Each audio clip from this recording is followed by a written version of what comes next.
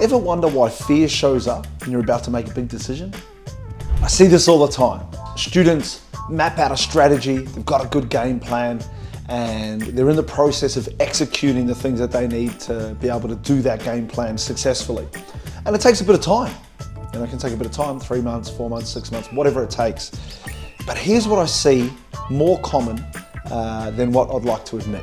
On the day when they're like, the day that everyone's been working towards, they finally get there, how people show up. So when you play the poverty game, when you get to that day that you've been working towards, your decision making is filled with fear, guys. When you play the poverty game, you know, fear has governed your decision making your whole life. Fear drives your thoughts, it drives your thinking, you know, what if, all of your what ifs are negative, all of your what ifs, this could go wrong, right?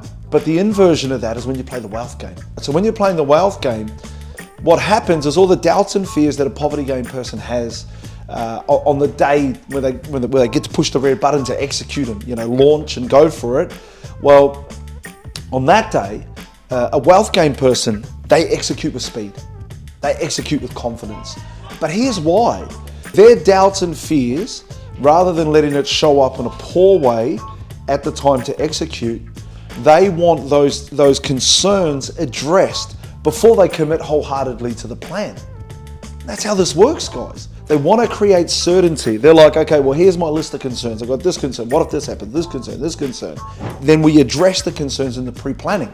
Okay, here's what we're doing to offset that concern. Here's how we overcome that. Here's this. So what are the concerns? I'll use a real world example. We've got a student who's been working towards, you know, self-managed super fund, and what they want to do is they want to set up the fund, they want to purchase a property, and they also want to invest some of the balance of funds into a team app development project. Not uncommon these days. See this in a very, very common way, right? But what happens is the first layer from a confidence-based decision making is affordability. Affordability should drive all your decision making. Can I even afford to do this? So let's say you need, I don't know, $165,000 for the property purchase in the self-managed super fund. And then you need, let's say $100,000 from an investment perspective.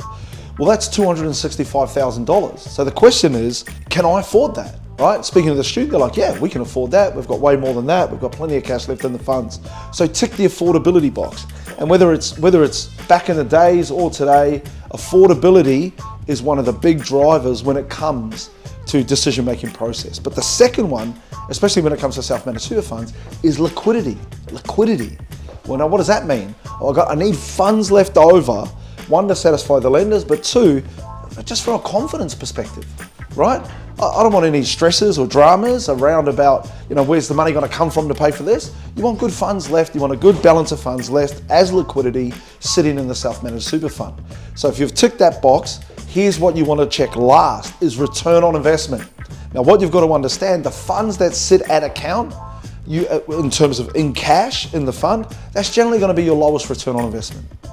You know, 2 to 3% is what you're probably getting paid. Could be lower, rates are falling. So you're getting paid the lowest form of return on investment. So you don't want to over deliver in terms of liquidity. You want to deploy your assets. You want to get a return on investment.